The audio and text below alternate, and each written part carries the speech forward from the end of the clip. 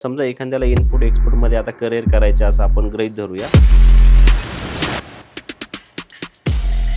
तर त्यांनी त्याची सुरुवात कशी केली पाहिजे? काहीच रॉकेट सायन्स नाही, एकदम सोप्या पद्धतीने मी एक शॉर्ट रोड मॅप तुम्हाला देतो. सगळ्यात पहिले ते एक चांगलं प्रोडक्ट निवडा जे तुम्हाला आवडतं. कोणतंही प्रोडक्ट निवडा, ॲग्रिकल्चर असू द्या, इंजिनिअरिंग असू द्या, टेक्स्टाईल असू द्या, फार्मा, जे काही तुम्हाला आवडेल.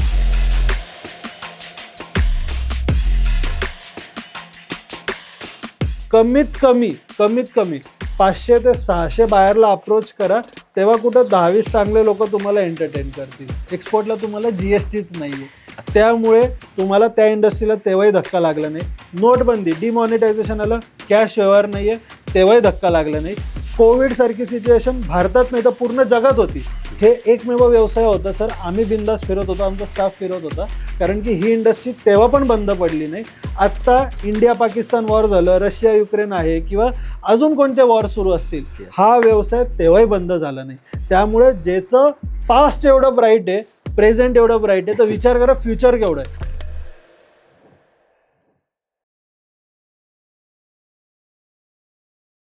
नमस्कार प्रेक्षकांनो, उद्योगमार्ग परिवारात तुमचं सर्वांचं खूप खूप स्वागत आहे. आज आपण खूप इम्पॉर्टंट टॉपिक कव्हर करणार आहोत. आपल्यासमोर जे गेस्ट आहेत, आज सरांना इनपुट एक्सपोर्टमध्ये ते काम करतात आणि विविध देशामध्ये ते मालाची आयात निर्यात करतात. तर आज त्यांच्या अनुभवाचा जो फायदा आहे तो आम्ही तुमच्यापर्यंत पोहोचवण्याचा प्रयत्न करणार आहोत. तुम्हाला आजच्या व्हिडिओमध्ये बघायला भेटणार आहे इनपुट एक्सपोर्ट म्हणजे नेमकं काय असतं. इनपुट एक्सपोर्ट जर तुमच्यापैकी कोणाला त्याच्यामध्ये करिअर करायचं असेल तर त्याची प्रोसेस काय असते. त्याचबरोबर जर तुम्हाला जर एकदम डिटेल ॲनालाइज करून जर प्रत्येक टॉपिक पाहायचा असेल इनपुट एक्सपोर्टमध्ये, त्याच्यामध्ये डॉक्युमेंटेशन काय असतं, त्याचं लॉजिस्टिक कशाप्रकारे काम करतं, त्याचबरोबर तुम्ही एक्सपोर्ट जर करायचं असेल तर तुम्ही कोणता माल एक्सपोर्ट करू शकता, या प्रकारचे जे विविध टॉपिक्स असतात इनपुट एक्सपोर्टमध्ये ते आपण आजच्या व्हिडिओमध्ये कव्हर करणार आहोत. आणि सरांचा जो एक्सपिरियन्स आहे, आपले जे वडीलधारे सांगत होते आपल्याला की आपण स्वतः पूर्ण गोष्ट शिकू शकत नाही, आपण दुसऱ्याच्या अनुभवातून जर शिकलो तर आपण खूप लवकर डेव्हलप होऊ शकतो. आणि तेच आपण आज करणार आहोत की सरांचा जो एक्सपिरियन्स आहे तो तुमच्यासोबत आम्ही आज शेअर करणार आहोत. चला तर मग सुरुवात करूयात. सर, उद्योगमार्ग परिवारात तुमचं स्वागत आहे. आपल्या प्रेक्षकांना तुमचा परिचय सांगा. नमस्कार मित्रांनो, माझं नाव Karan Mutha, founder and director at EFT entrepreneur institute at foreign trade आणि आयन्सा ग्लोबल मार्फत. मी सर्वांचाच आज धन्यवाद करेल आणि सरांचा देखील धन्यवाद करेल की त्यांनी ही आज संधी दिली की आज त्यांच्या मार्फत तुमच्या सगळ्यांपर्यंत आज आम्ही पोहोचू शकतोय. आणि तुम्हाला देखील ह्या पॉडकास्टमधनं भरपूर काही माहिती भेटेल की आज जर तुम्हाला स्वतः व्यवसाय सुरू करायचा असेल आणि स्वतःचा व्यवसाय उभा करायचा असेल तर कशा पद्धतीने एकदम सोप्या पद्धतीने तुम्ही एक्सपोर्ट इम्पोर्टमध्ये येऊ शकतात आणि व्यवसाय सुरू करू शकतात. सर, मला सर्वप्रथम सांगा, आज आपण जर महाराष्ट्राची सिच्युएशन बघितली ना तर खूप वेगवेगळ्या क्षेत्रामध्ये आपले विद्यार्थी काम करतात. बरोबर. हां, काही कोणी स्पर्धा परीक्षा करत असेल, कुणी इंजिनिअरिंग असेल, कोणी डॉक्टर फील्डमध्ये असेल, पण तुम्ही ही जी युनिक ब्रांच निवडली आहे की इनपुट एक्सपोर्टमध्ये काम करताय, तर ही नेमकी कोणता उद्देश समोर ठेवून ह्या व्यवसायामध्ये तुम्ही करिअर केलंय, किंवा मला हे सांगा की ही आयडिया तुम्हाला कशी आली होती की आपण ह्याच्यामध्ये ही करिअर करू शकतो? बरोबर. आता सर्वप्रथम तर बघा, जसं तुम्ही म्हणले की व्यवसाय हा कसा निवडला, तर आज शक्यतो मी सगळ्यांना 2 गोष्टी सांगतो. जसं एक तर तुम्ही व्यवसायामध्ये बाय चॉईस येतात किंवा बाय चान्स येतात. 100%. आता माझा जो विषय होता, मी वैयक्तिक ह्याच्यात बाय चॉईस आलो, बाय चान्स नाही आलो. बाय चान्स म्हणजे काय की बाबा तुम्ही करत गेले, संधी भेटली आणि तुम्ही त्या क्षेत्रात आले. बाय चॉईस म्हणजे आज मी स्वतः हे निवडलं. का निवडलं, तर आज 2016 पासून आज आम्ही एक्सपोर्ट इम्पोर्ट व्यवसायामध्ये आहोत आणि लगभग जर तुम्ही बघितलं तर आज आपल्याकडे एवढ्या गोष्टी महाराष्ट्रामध्ये बनतायत की आपण विचार नाही करू शकत. येस. म्हणजे आज तुम्ही पाहिजे मुंबईमध्ये जा, नागपूर असेल, पुणे असेल, नाशिक असेल, कोणत्याही कानाकोपऱ्यात जा. आज प्रत्येक ठिकाणी महाराष्ट्रच नाही तर आज भारतात एवढ्या गोष्टी आपण बनवतोय ज्या आज आपण विचार नाही करू शकत, ह्या भावात आपण बाहेर पाठवतोय. मग जेव्हा मी विचार केला की जर आपण फक्त पुणे टू मुंबई जरी व्यवहार जर लोकांनी केला, किंवा आज लोक गुजरातमधनं माल आणून पुण्यामध्ये विकतायत किंवा Yes. पुण्यातनं माल घेऊन जाऊन छोट्या छोट्या गावात विकतायत, तर हाच माल आपण बाहेर का नाही विकू शकत. मग 100%. जेव्हा थोडी ह्याची मी माहिती घेत गेलो, थोडासा एक सखोल अभ्यास केला, थोडासा एक डोमेस्टिक काही 1-2 व्यवहार जेव्हा केले, त्यानंतर मग ह्याचा विचार केला की बाबा आज 2 आपल्याकडे गोष्टी आहेत. आज जो शेतकरी आज स्वतः माल उगवतोय त्याला भाव भेटत नाहीये. 100%. जे छोटे कारखाने चालवत आहेत, आज उदाहरण घ्यायचं झालं, सोलापूरमध्ये एवढा चादरीचा मोठा हब होता, Yes. आज सगळे धुळखात पडलेले आहेत अर्ध्याच्या वर.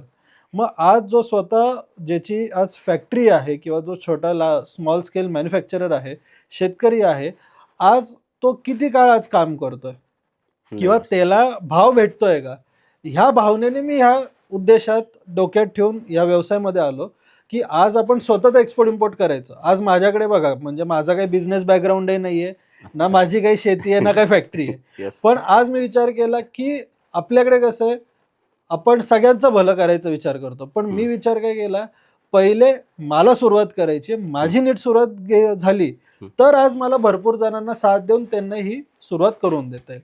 त्या उद्देशाने आपण ह्या व्यवसायात पडलो. हळूहळू आज आपलं स्वतःचं एक्सपोर्ट इम्पोर्ट सुरू आहे आणि असे कित्येक लोक आहे ज्यांना आम्ही ह्या व्यवसायात आणलंय आणि आज पॉझिटिव्हली आज ते काम करतात. मग त्याच्यात अगदी आज माझ्याकडे 20 वर्षापासून तरुण आहे ते 72 वर्षापर्यंत एजेड व्यक्ती पण आहे. अच्छा. की आज जसं तुम्ही म्हणला की आज इंजिनिअरिंग बॅकग्राऊंडचे तरुण आहेत किंवा UPSC MPSC करणारे आहेत किंवा कॉमर्स ग्रॅज्युएट आहेत. आज शिक्षणासाठी एवढा पैसा खर्च करून आज नोकऱ्यांमध्ये त्यांना काय फायदा आहे.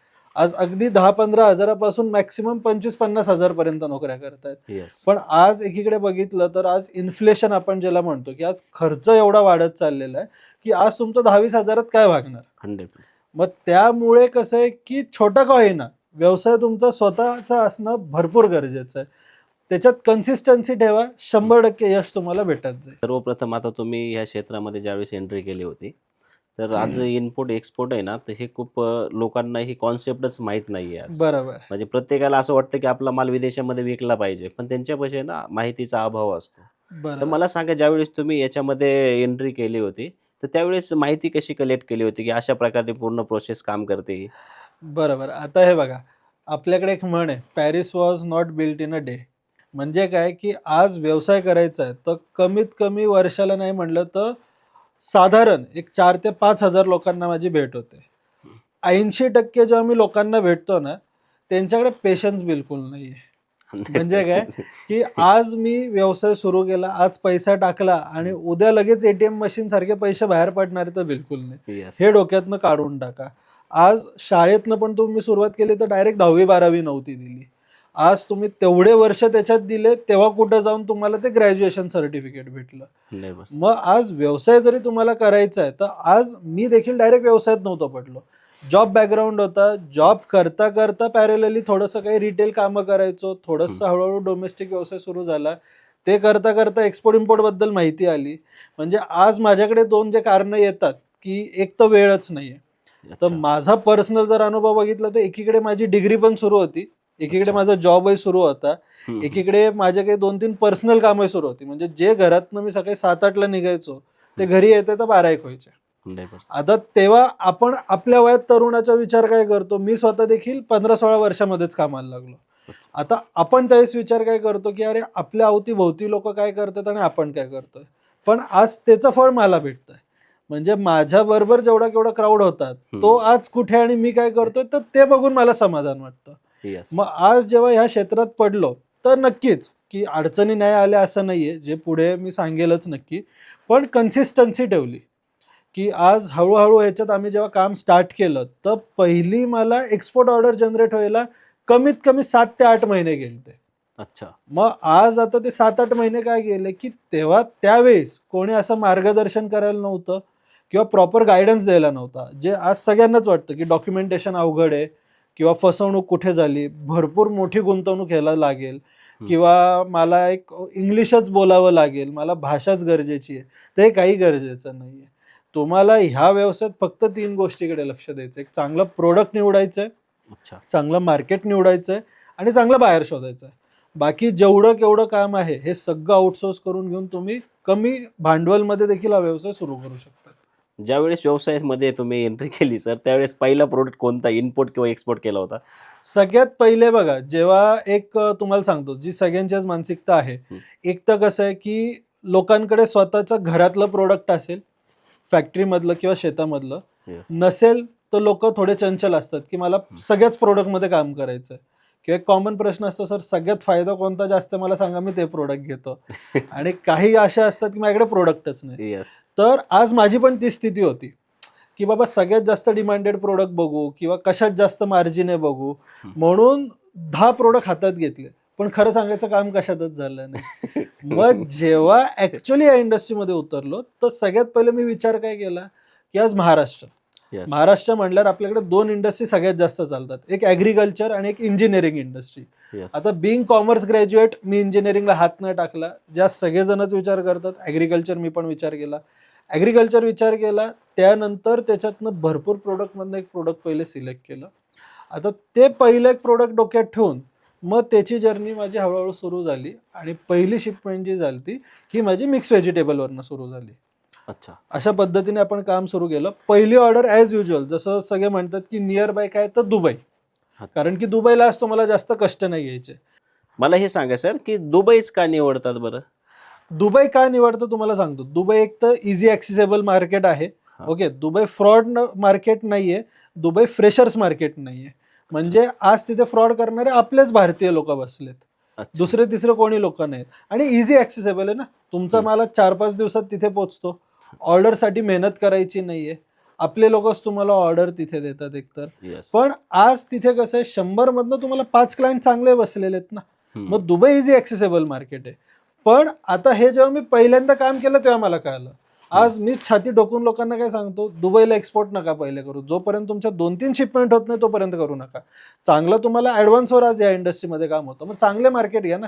इराण आहे, रशिया आहे, मलेशिया, सिंगापूर आहे, श्रीलंका आहे. ह्या मार्केटमधनं जसं आज तुम्ही बायरला शोधतात, तर बायर आज सप्लायरला शोधतो, एक्सपोर्टरला शोधतोय. मग तो पैसा द्यायला बसलाय. पण आजकाल काय झालंय, जे ऑनलाईन लोक बघतायत किंवा आजकाल जे काही ट्रेनिंग इन्स्टिट्यूट भरपूर वाढलेले आहेत, तर सगळ्यांचा एकच सल्ला काय, तो ॲग्रिकल्चर घ्या आणि दुबई घ्या. पूर्ण भारतात असं म्हणायला हरकत नाही की we are the first institute to tell की तुम्ही काही प्रोडक्ट घ्या, पण सुरुवातीला गल्फ मार्केट घेण्यापेक्षा चांगले मार्केट घ्या. दुबई कधी मार्केट घ्या, जर तुम्हाला एखाद्याचा चांगला सल्ला असेल, ओळखीचा सल्ला असेल, तुमचं ओळखीचं कोणी तिथे असेल, किंवा आज आमच्या टीमकडनं पूर्ण हँड होल्डिंग सपोर्ट येतोय, तर त्या मार्केटमध्ये पडा. काहीतरी ऑनलाईन बघायचं, काहीतरी अर्धवट कुठं माहिती घ्यायची आणि प्रोडक्ट घेऊन 5-10 लाखाची शिपमेंट तिथे पाठवायची, तर त्याच्यात कसं आहे, माझाच वैयक्तिक अनुभव आहे, ही फील्ड अशी आहे की शून्यातनं तुम्हाला वरपर्यंत घेऊन जाईल, नाही तर जेवढ्या घरात तुमच्या पोती आहे ते खाली करून टाकेल. मग सर मला सांगा, ज्यावेळेस तुम्ही पहिली शिपमेंट केली होती, तर आज जे प्रेक्षक बघत आहेत ना, तर त्यांच्या समोर एकच प्रश्न असतो की बाबा आपला माल द्यायचा आहे, पण त्याचा माल किती द्यायचा असतो, कसा द्यायचा असतो, किंवा त्याच्यासाठी किती कॉस्टिंग लागते, असं काय पॅरामीटर असतात का? नाही, असं काही नाही. बघा, लोकांना याच्यात एक मोठा गैरसमज आहे की आज मला एक्सपोर्ट करायचं तर पूर्ण कंटेनर भरूनच माल पाठवावा लागतो. असं काही नाहीये. सगळ्यात पहिले आज तुम्ही छोट्या क्वांटिटीमध्ये पण पाठवू शकतात. म्हणजे अगदी आज आता मी मशिनरीमध्ये मी काम करतोय, केमिकल टेक्सटाईल फील्डमध्ये काम आहे आणि माझं आज इतर काही प्रोडक्टमध्ये पण काम आहे. तर आज मशिनरी बघितलं तर 250 किलोपासून आम्ही 5 टनापर्यंत मशिनरी पाठवतोय. आज टेक्सटाईलमध्ये बघितलं तर 100-200 टी शर्ट, 100-200 टॉवेलची पण आज ऑर्डर येते. अगदी ॲग्रिकल्चर जर तुम्ही म्हणले तर 100-200 किलोच्या पण ऑर्डर जातात. आता कदाचित एखाद्याला प्रश्न पडेल 100-200 किलो कसं पाठवायचं. आता एक उदाहरण द्यायचं म्हटलं तर भेंडी हायली पेरिशेबल आयटम आहे, त्यानंतर स्ट्रॉबेरी झाली हायली पेरिशेबल आयटम आहे. ह्या गोष्टी कंटेनरमध्ये जातच नाही. आता काय, त्याच्यात एअर शिपमेंटचा विषय येतो. मग आता भेंडी एवढी हायली पेरिशेबल की तुम्ही संध्याकाळी आज मुंबईमधनं लोड करा, तुम्हाला डायरेक्ट सेम डे 2-4 तासात किंवा दुसऱ्या दिवसापर्यंत समोरच्या कंट्रीमध्ये डिलिव्हर होते. मग हे जाताना काय होतं, 50 किलो, 100 किलो, 200 किलो. आणि आपल्याकडे इम्पोर्टही तसंच होतं. जे मशरूम्स आहेत किंवा एकदम जे वेगळे काही फ्रूट व्हेजिटेबल्स आहेत हायली पेरिशेबलमध्ये, ते बाहेरनं इम्पोर्ट होतात ना, तसेच होतात. मग हा फक्त केवळ त्यांचा गैरसमज आहे. आज सुरुवातच जर या इंडस्ट्रीमध्ये करायची आहे ना, तर माझी गॅरंटी तुम्ही अगदी 50,000 ते 1,00,000 पण सुरुवात करू शकतात. आता ते पण काय कॅपिटल इन्व्हेस्टमेंट नाही लागणार आहे, डॉक्युमेंटेशनल खर्च लागणार आहे, असं आहे. आणि सर आता तुम्ही एक एक्झाम्पल दिलं भेंडीचंच, तर आपण आता जर थोडंसं त्यामध्ये थोडं क्रिटिकल अनालाइज केलं ना, समजा शेतकरी भेंडी तोडतो आणि मंडीला नेतो. बरोबर. तोपर्यंत ज्यावेळेस मंडीला बोली लागते त्यावेळेस ती प्राइस किती जाणार आहे पर केजी ते ठरलं जातं. बरोबर. समजा इथं आता ते भेंडीला थोडं आपण अजून अनालाइज करू. समजा एखाद्याने इथून एक शिपमेंट भरून दुबईला पोहोचवली, भेंडीची असेल किंवा कांद्याची बरोबर. असेल, हा. तर त्याची प्राइसिंग कशी ठरली जाते? आता बघा ह्याच्यात कसं आहे, माझं एक तर सगळ्यांना म्हणणं आहे, तुम्ही आज जर भारतात काम करताय, हम्म. आज तुम्ही तुमचा माल ॲज अ शेतकरी स्वतः घेऊन मार्केटमध्ये पाठवता, नाही तर ॲज अ ट्रेडर मी तो माल घेऊन मार्केटमध्ये पाठवतो. ही पहिली विक्री सिस्टम झाली, Yes. ज्याला आपण सेल बेसिस किंवा कमिशन बेसिस म्हणतो. Yes. आता विचार करा, पण तोच माल मी तुमच्या शेतातनं घेतोय आणि मी जर सुपर मार्केटला किंवा हॉटेलवाल्याला देतोय, तर तो विक्रीवर घेतो का? नाही. त्याला तुम्ही फिक्स प्राइस देता. Yes. मग ज्या सिस्टम भारतामध्ये चालल्यात ना, त्या सिस्टम बाहेर पण आहे. म्हणजे काय की आज भेंडी असू द्या, कांदा असू द्या, मशिनरी असू द्या, का काही असू द्या, आज समोर तुम्ही कोणता बाहेर शोधतायत? Yes. तुम्ही आज मार्केटवाला बाहेर घेताय, तुम्ही एंड प्रोसेसर कोण आहे, म्हणजेच आता त्याच्यात प्रोसेसिंग कंपनी तुम्ही घेतायत, डिस्ट्रीब्युटर आहेत, हॉटेलवाला आहे का सुपर हायपर मार्केट आहे. Yes. मग आज जेव्हा मी एक्सपोर्ट करतो, तर आज माझ्याकडे एंड कस्टमर वेगवेगळे आहेत आणि प्रत्येकाचं प्रॉफिट मार्जिन आहे डिफर होतं. असं आहे. सर मला सांगा, आपण थोडंसं काय करू, समजा एखाद्याला माल द्यायचा आहे, गृहीत धरा बरं. आपले जे कॅमेरामॅन आहेत आता ऋषी सरांना त्यांच्या शेतीमधला कांदा दुबईला पाठवायचं आहे. बरोबर. तर हा. त्यासाठी डॉक्युमेंटेशन त्यांनी कोणते करणं गरजेचं असतं? एकदम सोपं आहे. बघा, आज आता कदाचित त्यांना जर मी सांगितलं तुम्हाला एक्सपोर्ट करायचं, सगळ्यात पहिले त्यांना भीती काय वाटते, सरांना किंवा प्रेक्षकांना, भरपूर काहीतरी डॉक्युमेंटेशन आहे, सह्या करायला पोर्टला जावं लागेल, गव्हर्नमेंट ऑब्लिगेशन आहे. काही ह्याच्यात नाहीये. ह्याच्यात खरं सांगायचं झालं तर जसं मी मगाशी सांगितलं, परत सांगतो, ॲज अ एक्सपोर्टर तुम्हाला 3च गोष्टी करायच्या आहेत. चांगलं प्रोडक्ट, चांगलं मार्केट, चांगलं बाहेर. Yes. डॉक्युमेंटेशन हा जो पार्ट आहे ना, हा सगळं काम तुमचं CH आहे, कस्टम हाऊस एजंट व्यक्ती बघतो. पण सुरुवातीला जेव्हा तुम्हाला माल पाठवायचा आहे, तर तुम्हाला वैयक्तिक काय लागणार आहे, एक प्रोप्रायटरशिप कंपनी लागते. Yes. आता लोकांना गैरसमज असतो, मला प्रायव्हेट पाहिजे किंवा LLP फर्म पाहिजे. काही गरज नाहीये. तुम्ही प्रायव्हेट फर्म आज काढा आणि त्याच्यावर मला 10 लाखाचं लोन घेऊन दाखवा, काही नाही. ह्याच्यात एक उलट काय की गव्हर्नमेंटनी आज सरसकट सगळ्यांना सेम फायदे दिलेले आहेत. Yes. मग आपल्याकडे कसं डोमेस्टिकला की FPCला जास्त, फार्मर प्रोड्युसर कंपनीला जास्त फायदे आहेत, नवीन कंपनीला नाही. ह्याच्यात तुम्हाला फक्त एक प्रोप्रायटरशिप कंपनी रजिस्टर करायची, जिचा खर्च तुम्हाला हार्डली 2,500-3 हजार रुपये पडतो. ती कंपनी तुम्ही एक्सपोर्ट, इम्पोर्ट, ई कॉमर्स आणि रिटेल बिझनेस सगळ्यासाठी वापरा. ते झाल्यानंतर 2च डॉक्युमेंटेशन काढायचे. आता या प्रोप्रायटरशिपच्या कंपनीमध्ये तुमचं IEC कोड, जे एकमेव लायसन्स आहे ज्याच्यावर तुम्ही सगळं काही एक्सपोर्ट इम्पोर्ट करू शकतात, ते पण आलं, GST आलं, उद्योग आधार आलं, MSME पण आलं, सगळं डॉक्युमेंट त्याच्यात झालं. जेव्हा मग आता तुम्ही बाहेरशी चर्चा करणारे, बोलणारे, त्याच्या एक 8-10 दिवसाआधी 2 डॉक्युमेंट तुम्हाला अजून काढावे लागणार आहे. पहिलं आहे तुमचं एक्सपोर्ट प्रमोशन काउन्सिल. म्हणजे आज गव्हर्नमेंटने काय केलं, गव्हर्नमेंट भरपूर तुम्हाला फायदे देत आहे, पण ते तुम्हाला माहित नाहीये. Yes. आपल्या डोक्यात काय बसलं, अरे नाही गव्हर्नमेंट आहे, बँक ऑफ महाराष्ट्र, SBI, डिल्ल काम आहे, तर बाबा तसंच चालणार आहे. Yes. तर त्यामुळे कसं ह्याच्यात तसं नाहीये. ह्याच्यात मी काय म्हणतो, गव्हर्नमेंट तुम्हाला आज काय म्हणतो आपण, नवरदेवासारखं बघते. म्हणजे काय, आज नवरदेव झाला, लग्न झालं, तर तुम्हाला कमवूनच देणार आहे. Yes. Yes. जमाई थोडक्यात आपण म्हणतो. हो. आज आता जेव्हा तुम्ही एक्सपोर्ट करताय, तर भारतात तुम्ही बाहेरचा पैसा आणताय, तर त्यामुळे तुम्ही भारताची आज जी काही GDP NDP आहे ती वाढवायला मदत करतात. 100%. म्हणून गव्हर्नमेंट भरभरून बेनिफिट्स देतं आणि इट इज डायरेक्टली, काही मीडिएटर नाही. आज गव्हर्नमेंटने काय केलंय, प्रत्येक इंडस्ट्री वाईज वेगवेगळ्या एक्सपोर्ट प्रमोशन काउन्सिल बॉडी बनवलेल्या आहेत. म्हणजेच काय, जसं आता आपण ऍग्रिकल्चर बद्दल बोलतोय, तर APEDA म्हणून बॉडी आहे. मग कोणाचे फार्मा प्रोडक्ट असतील तर फार्मेक्सिल बॉडी आहे. मग तसंच केपेक्सिल, केमेक्सिल, स्पाइस बोर्ड, अशा total 32 export promotion council body आहे. आणि ह्या वर्षी मखानासाठी मखाना बोर्ड पण आलेला आहे. मग आता टोटल ह्या ज्या बॉडीज आहेत, तर गव्हर्नमेंटने काय केलेलं आहे की आज जे त्यांना टार्गेट दिलेले आहेत की ज्या लोकांना एक्सपोर्टमध्ये यायचं आहे त्यांना तुम्ही मदत करा, त्यांना तुम्ही जेवढं हेल्प सपोर्ट लागेल, बाहेरच्या दृष्टिकोनाने, सप्लायरच्या दृष्टिकोनाने, बाहेर जे काही एक्झिबिशन्स होतात, सेमिनार्स होतात, सगळ्या ह्याच्यात हेल्प करा. मग 2 डॉक्युमेंट अजून कोणते लागणार आहे, तुम्ही जे प्रोडक्ट घेताय त्या इंडस्ट्रीचं एक्सपोर्ट प्रमोशन काउन्सिल, ज्याला RCMC सर्टिफिकेट पण म्हणतो, ते तुम्हाला एक लागणार आहे. आणि दुसरं, ज्या पोर्टवरनं तुम्ही एक्सपोर्ट करणार आहे. आता लोकांना हाही गैरसमज काय असेल, मला मुंबईवरनंच एक्सपोर्ट करायचं नाही. नागपूरमधनं नागपूर ICD आहे, पुण्यात 5 ICD आहे, नाशिकला जावा, नाशिक ICD आहे. तुम्ही ज्या ठिकाणावरनं आहात आज तिथनं तुम्ही एक्सपोर्ट करा.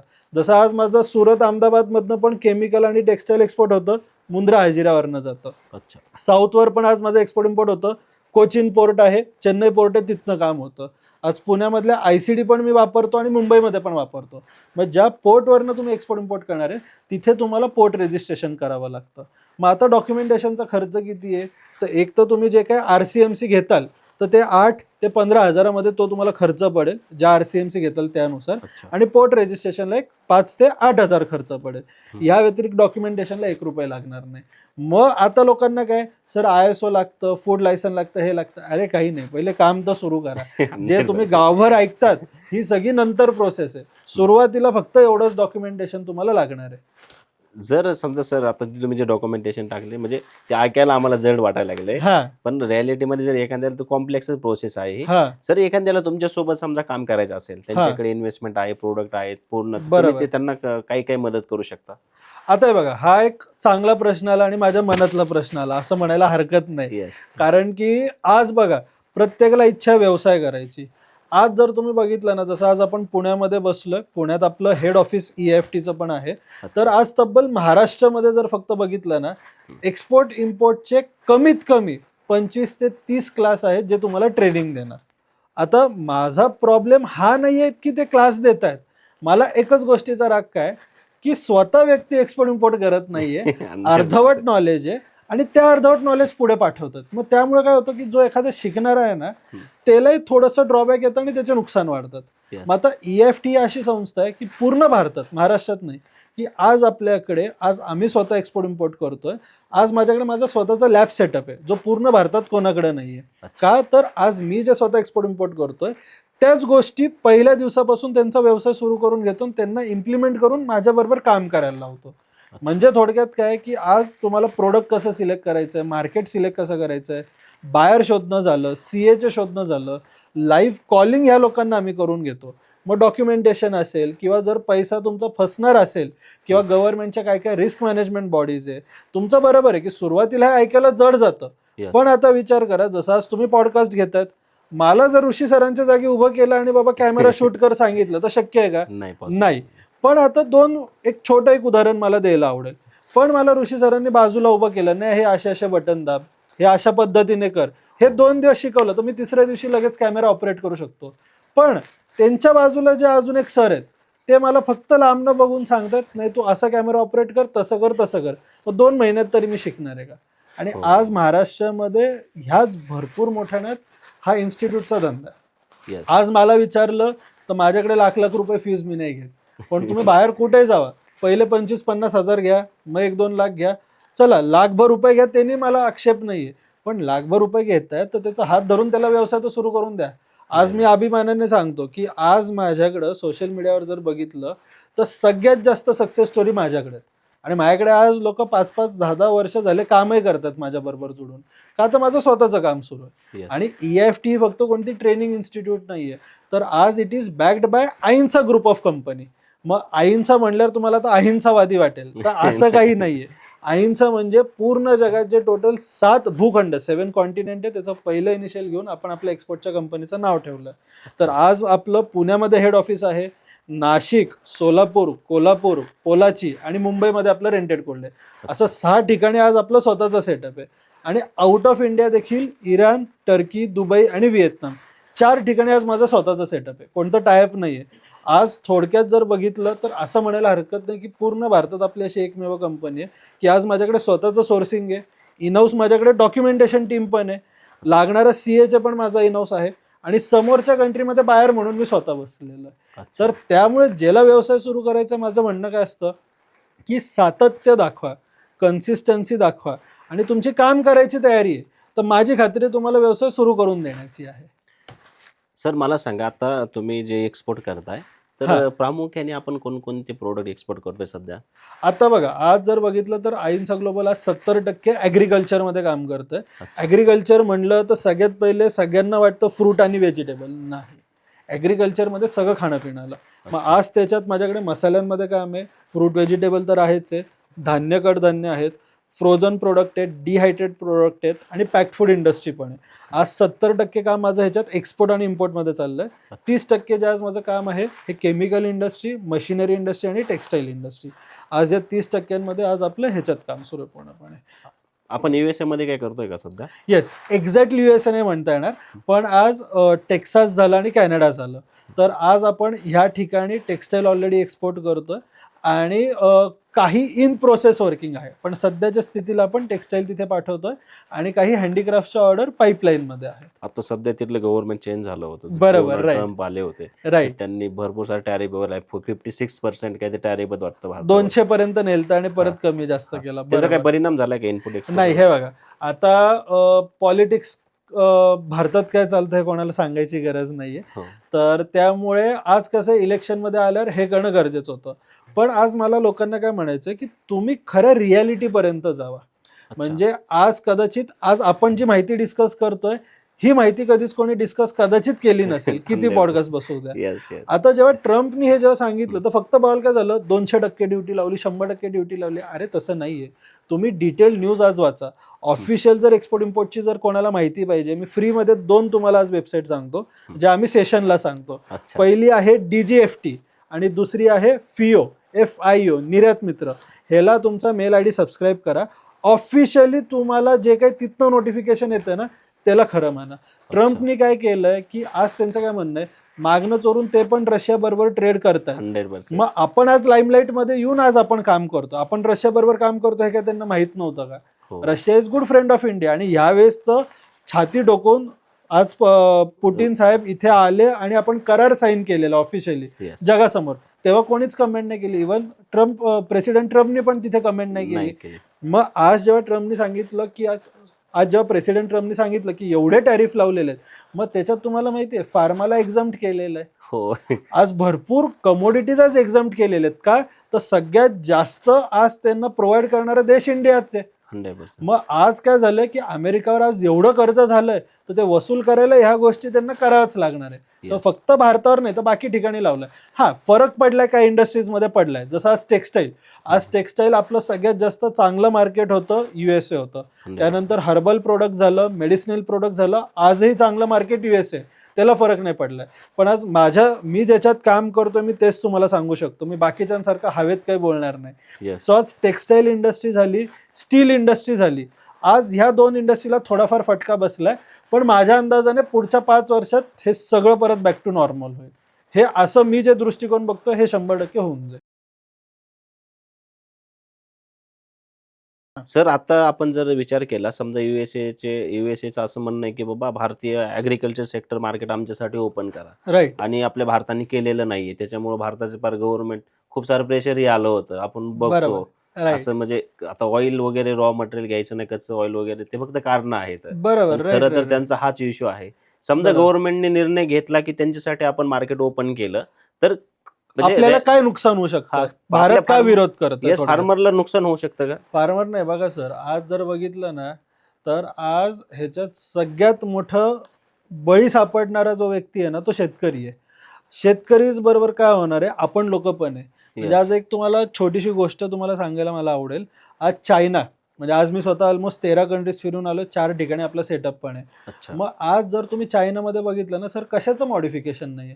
आपल्याकडे मटकी आणि मूंग एवढीशी येते, त्यांच्याकडे एवढी मोठमोठी आहे. 100. आता खाण्यामध्ये प्रकार काय असतो, जेनेटिकली मॉडिफाईड, ओके, आणि दुसरं असतं नॉन जेनेटिकली मॉडिफाईड. म्हणजे जर तुम्ही लोक कधी काय खातायत गोष्टी इम्पोर्टेड, त्याच्या मागं ना थोडं वाचायचं, GMO आणि नॉन GMO लिहिलेलं असतं काही ठिकाणी. म्हणजे काय की ते प्रोडक्ट जेनेटिकली मॉडिफाईड केलेले आहेत, ऍक्च्युअल ओरिजिनल प्रोडक्ट नाहीये. आता जसं जर जुन्या काळी जर तुम्ही बघितलं तर आपल्याकडे केळी कशी यायची, जर गुगलवर तुम्ही बघितलं तर एकदम मोठ्या बिया असायच्या, छोटं केळं असायचं. पण आता कसं आलंय तर हे मॉडिफाईड आहे, ओरिजिनल केळं नाही. मग तुमचा प्रश्न व्हॅलिड आहे की जर आज तिथलं मार्केट आपल्याला ओपन केलं तर नुकसान काय होणार आहे.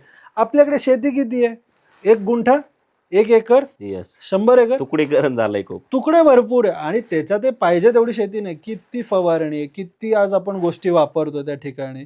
चला ते सगळं जाऊ दे, पण शेती छोटी आहे त्यामुळे तुम्हाला खर्च जास्त आहे आणि उत्पन्न कमी आहे. मग आज आपण रिटेलला जो मका घेतो तो कितीला घेतो सर, 10 रुपये 15 रुपये मॅक्सिमम. पण आज विचार करा, US मध्ये जर तुम्ही बघितलं तर आज हेक्टर मध्ये शेती आहे. म्हणजे एवढी अफलातून शेती आहे. आता विषय कसा आहे, जर फ्री ट्रेड ॲग्रीमेंट ओपन केली, माझं जे मी रिडिंग बघितलं आणि ह्या सगळ्या स्टॅटिस्टिक जे स्टडी केलं, तर आज जर फ्री ट्रेड ॲग्रीमेंट केली, आज त्यांच्याकडे एवढा शेतीचा त्यांच्याकडे पण माल आहे आणि चला better than Indian quality. Yes. म्हणजे तुम्ही इम्पोर्टेड क्वालिटी आणि इंडियन क्वालिटी कम्पीट केली, तुम्ही स्वतः विचार करा, तुम्ही मका कोणता खाणार आहे? मका सोडा, घरात पॉपकॉर्न बनवा, आपला पॉपकॉर्न एवढाच होतो, त्यांचा एवढा होतो. 100%. कधी पण तुम्ही ट्राय करून बघा. मग आज जर फ्री ट्रेड ॲग्रीमेंट ओपन केली, तर हे लोक काय करतील, माल एवढा इंडियामध्ये डंप करतील. मग आज तुम्ही विचार करा, तुम्हाला जर 10 रुपयामध्ये इम्पोर्टेड क्वालिटी भेटते आणि तेच 8-10 रुपयामध्ये इंडियन क्वालिटी भेटते, तुम्ही काय प्रेफर करणार? 100% तेच घेणार ना आपण. जी चांगली क्वालिटी तीच घेणार. मग ह्या भरपूर काही गोष्टी त्यामुळे गव्हर्नमेंट विरोध करतोय. आज तो US कुठे मका डंप करते माहितीये? चायनाला. आता अच्छा. चायनानी पण रोख मारली आहे त्याच्यावर, म्हणून इंडियावर हे प्रेशर आणण्याचं काम चाललेलं आहे. Yes, त्याच्यामुळे खूप मोठं व्हायला लागलं ना. पण भरपूर. भारताला आता खूप नुकसान हे झालं लोकांना याच्या नाही माहिती, गोष्टीने. लोकांना फक्त एवढंच आहे की बाबा टॅरिफ लावलं, हे लावलं, पण त्याच्या मागचं पण ह्या सगळ्या गोष्टी आहे ना. आता 100%. तुम्ही जास्त उगवतात आणि तुम्हाला त्याच्यासाठी विक्रीचं मार्केट नाहीये, म्हणून तुम्ही इंडियामध्ये डंप करणार. Not acceptable. हा, पण आता डंप करण्यासारखं काय, आपल्याकडे स्टील इंडस्ट्री आहे. मग आज आपल्याकडे कोणतं स्क्रॅप सर असं नाही की आपण इम्पोर्ट नाही करत. आज US मधनं स्टील स्क्रॅप आपण घेतो, टायर स्क्रॅप युरोपमधनं आपण घेतो, प्लास्टिक स्क्रॅप बघितलं तर मल्टिपल गल्फ कंट्रीज पासून तशा कित्येक कंट्रीज आपण घेतो. का आता आपल्याकडे तेवढं मोठं मॅन्युफॅक्चरिंग हब आहे. Yes. मग आज जर कोणाला काम करायचंय तर तुम्ही ह्या प्रोडक्टमध्ये पण पडू शकतात असं. आणि सर दुसरी गोष्ट जर आपण अनालाइज केलं ना, आज चायनाचा आपण थोडंसं विचार करू. हम्म. आता चायनाचे जे सोशल मीडियाचे हँडल्स असतात, इंस्टाग्राम असेल, फेसबुक असेल, बरं. युट्यूब असेल, USA असतात, पण ते ऑलरेडी चायनामध्ये बॅन आहेत. पण बरोबर. आता आम्ही कधी कधी सर्च करताना ना, आम्हाला भरपूर सारे त्यांच्या कंपन्यांचे DM येतात की आम्ही बघतो, किंवा त्यांचे वेगवेगळे मशीन्स असतात, आपले भारतीय जातात तिथं ऍड करतात, तुम्ही बरोबर. मशीन्स घ्या. म्हणजे सांगायचं तात्पर्य आहे की चायनाचा प्रत्येक मॅन्युफॅक्चर आज ऑनलाईन आहे आणि एक्सपोर्ट तो कोणत्याही देशाला करू शकतो. म्हणजे एवढे त्यांना, म्हणजे ते आपण जसं माल पुण्यावरून मुंबईला विकतो तसं ते चायनातून भारतात विकतात आणि भारतीय बरोबर. विकू शकत नाहीत. ह्याचे काय कारण आहेत असं तुम्हाला हे वाटतं? बघा, आता हे कदाचित हा मुद्दा कोणाला खटकू शकतो जे मी सांगणार आहे. आता कसं बघा, एक्झॅक्टली बरोबर तुम्ही जे म्हणले ना की चायनाचं, मी तुम्हाला एक अनुभव सांगेल छोटासा, की आज जर बघितलं ना, आज सगळ्या लोकांमध्ये म्हणजे तरुण पिढीपासून ते वयस्करपर्यंत आज प्रत्येकाला ना एक आजार आहे, तो आहे इम्पोस्टर सिंड्रोम, जो तुम्हाला मला नाहीये, Yes. कदाचित समोर बसलेल्या ऑडियन्सला असणार आहे. हम्म. मग इम्पोस्टर सिंड्रोम म्हणजे काय, की आज आपण लोकांना कोणती गोष्ट करायची आहे ना, तर भरपूर विचार करतो, Yes. भरपूर विचार करतो, पण ज्या प्रत्यक्षात करायला येतं ना, आपण माघार घेतो. म्हणजे आज जेव्हा मी व्यवसाय स्टार्ट केला, मला पण ती भीती होती, माझ्याकडनं काम होईल नाही होईल, नुकसान होईल, नाही झालं तर आपण निगेटिव्ह भरपूर विचार करतो. मग आज माझं काय म्हणणं, आज इथपर्यंत तुम्ही लढत तर सगळ्या लढाया घेऊन आल्या ना तुम्ही, मग अजून काय वेगळं होणार आहे. हम्म. पण जर कुठेतरी पोहोचायचं, कुठनं सुरुवात करायची गरजेची आहे. मग आज जेव्हा मी बाहेरचा सर क्राऊड बघतो ना, तुम्हाला बिलीव्ह होणार नाही, let it be Iran, European crowd, Turkey असेल, व्हिएतनाम असेल, चायनीज क्राऊड असेल, सर 18-20 वर्षाचे जे सगळे यूथ आहेत, ह्यांना जर तुम्ही बघितलं ना, ह्यांच्या कंपन्यांचे टर्नओव्हर भारतीय रुपीजमध्ये जर बघितले 2 आणि 5-5 कोटी आहे. काहीच नाही. आणि तो व्यक्ती एकदम साधा राहणारा, आयफोन बिफोन वापरणारा काय नाही. अच्छा. इथं विषय कसा आहे, जेव्हा मी ह्या लोकांशी इंटरॅक्ट करतो, शिकले, घराबाहेर पडले, कामाला लागले, काम सुरू केलं, हम्म. फायदा नुकसान व्यवसाय म्हणल्यावर तो होणारच आहे, ते तुम्ही डोक्यातच ठेवा. पण आज आपल्याकडे जी म्हण आहे ना, चादर बघून पाय पसरा, तर मी ती म्हण उलटी केलेली आहे. तुम्ही पाय पसरा, आपल्याला चादर विकत आणता येईल, पण हे तुम्ही करणं गरजेचं आहे. आज तुम्ही एवढ्या भीतीच्या वातावरणामध्ये, आज आपल्याला एकच शिकवलं, बाबा चांगलं शिक, नोकरी कर, बाहेर पड, पण वेगळं काहीतरी करा ना. नोकरीची आज तांगती तलवार आहे. 100%. मग बाहेर सर ते नाहीये. आज बाहेरची मुलं जर तुम्ही बघितली, मग तो वयस्कर असू द्या, आज KFC कितव्या वर्षी त्यांनी KFC सुरू केलं, मॅकडॉनल्ड कितव्या वर्षी त्यांनी सुरू केलं. Hold it. आज चला रिसेंट एलॉन मस्क, किती अपयशात त्याला आज आले, पण सगळेजण आज करतायत ना सर. मग तुम्ही आज भीतीमध्ये की बाबा मला अपयश येईल किंवा मला हे प्रॉब्लेम होतील, ह्या निगेटिव्ह विचाराने, ज्याला आपण इम्पोस्टर सिंड्रोम हा आजार म्हणतो, 100%. त्या विचाराने तुम्ही कामाची सुरुवात करत नाही. अरे काम करायचं आहे ना, तर एक्सपोर्ट इम्पोर्ट 10 ते 7 नाहीच आहे. आज तुम्हाला रात्री वेळ भेटतोय, तर तुम्ही रात्रीच्या मार्केट घ्या, US मार्केट ओपन आहे, पहाटे घ्यायचंय तुम्हाला, UK मार्केट ओपन आहे, तुम्हाला युरोप मार्केट ओपन आहे, तुम्हाला कित्येक मार्केट आहे, कारण की इंडियन टाइम झोननी सगळ्या कंट्री नाही आहे. आणि चला तुम्ही भले तुमच्या जॉबमध्ये असाल, कॉलेजमध्ये असाल, रिटायर्ड गव्हर्नमेंट ऑफिशियल असाल, माझ्याकडे ह्या देखील भरपूर सक्सेस स्टोरीज आहे. तुम्हाला फक्त तुमच्या मोबाईल लॅपटॉपवरच काम करायचं, फिजिकली तर कुठं बाहेर जायचं नाही तुम्हाला. मग हा आपल्या लोकांमध्ये भरपूर ड्रॉबॅक आहे की करण्यासारखं भरपूर काही आहे पण लोक करत नाही. जो चायनाचा अनुभव तुम्हाला सांगत होतो की तिथे जेव्हा ॲक्च्युली आय थिंक शुक्रवार का शनिवार असेल आणि संध्याकाळी लिटरली माझी तिथे फ्लाईट होती अराउंड एक 10-10:30ची फ्लाईट असेल. मला 8 वाजता एअरपोर्टला पोचायचं होतं. तुम्हाला खोटं वाटेल की ज्या व्यक्तीला भेटायला जायचं होतं त्यांचं हाफ डे फक्त शर्टिंग शूटिंगचं पूर्ण दुकान होतं. आता आपल्याकडे म्हणजे 10 मजलीची जसं बिल्डिंग असते ना तसं त्यांचं शोरूम. गेलो, आवडलं वगैरे, प्राईजही चांगली म्हणजे इंडियन रुपीजमध्ये हार्डली 7,500-7,000 रुपये शर्ट पॅन्ट, आपलं ब्लेझर शर्ट पॅन्ट जे आहे ना 2 पीस सूट ती कॉस्ट असेल. तर ते म्हणले तुम्हाला लगेच डिलिव्हरी मी देऊन टाकते. म्हणलं मला पूर्ण स्टिचिंग पाहिजे. आता जे शोरूम बंद होण्यावर होतं, क्लोजिंग टाईम होते, ती बाई मला त्यांच्या सेकंड फ्लोअरला घेऊन गेली, दाखवलं केलं. ती म्हणली ॲज इट इज माप घेतलेत, तुम्ही जेव्हा निघताल त्याच्या आधी हॉटेलला तुम्हाला डिलिव्हरी भेटून जाईल 2 तासात. म्हणजे एका ऑर्डरसाठी, असे नाही होलसेल ऑर्डर होती. लिटरली मला 6-6:30ला मला निघायचं होतं हॉटेलवरनं आणि मला रिसेप्शनला एक 15 मिनिटं आधी फक्त की बाबा तुमचं कुरिअर आणि पार्सल आलेलं आहे. चला मी एवढे म्हणलं जर नाही बसलं, नाही काय झालं तर काय करू बाबा, आय एम म्हणजे फॉरेनर आहे ना मी, कसं काय करणार वगैरे. त्यांचं सिम्पल होतं की बाबा जर तुम्हाला हे शूटिंग शर्टिंग बसलं नाही, माझ्याकडनं तुम्हाला रिटर्न मेल आणि इनवॉइस मी देते, पूर्ण वर्ल्डमध्ये कुठे डिलिव्हरी असू द्या मला रिटर्न करून द्या, मी ₹1 शिपिंग चार्ज घेणार नाही, तुम्हाला तुमच्या मापाचं सगळं बनवून परत टाकेल. म्हणजे एवढ्या डेडिकेशननी त्यांचं काम आहे. मग आज आपण जेव्हा एखाद्या मॅन्युफॅक्चररला किंवा शेतकऱ्याला जरी म्हणलं मला आज ह्या मॉडिफिकेशन आणि कस्टमायझेशन मध्ये तू हे काम करून दे, डोक्याला हात लावतात. 100%. आज आता माझं इम्पोर्टमध्ये चांगलं काम आहे. इम्पोर्टमध्ये आज मी डायरेक्ट सांगतो हे कस्टमाइज्ड पॅकिंग आहे आणि एक्सपोर्टमध्ये पण हे कस्टमाइज्ड पॅकिंग आहे. पण मी आज बाहेरला विचारतो की तुला कसं कस्टमायझेशन मध्ये पाहिजे, तुला माझ्या ब्रँडमध्ये पाहिजे का तुला तुझ्या ब्रँडमध्ये पाहिजे, तुला पॅकेजिंग असं पाहिजे का तुला अजून ह्याच्यात काही वेगळं पाहिजे. कारण की आज जर तुम्ही काही वेगळं देतच नाहीये तर लोक तुमच्याकडे काय आज येतील. 100%. आज जसं तुमचं पण म्हणजे सरांचं आज एवढं मोठं चॅनल आहे तर आज तुम्ही लोक सरांचेच कसे काय फॉलोअर झाले, तुम्ही काहीतरी जगा वेगळं आज देतायत ना, म्हणून आज इंटरेस्टिंगली लोक तुमच्याकडे बघतायत. 100%. आणि कस्टमायझेशन हे बिझनेसमध्ये द्यावंच लागणार आहे. ज्याला जो माल पाहिजे तुम्ही त्या पद्धतीने देत नसाल, म्हणजे आज जर होलसेल विचार केला, मगाशी तुम्ही कांद्याचं एक उदाहरण दिलं, आज कांदा 40 फुटीच्या एका कंटेनरमध्ये 29 टन माल जातो.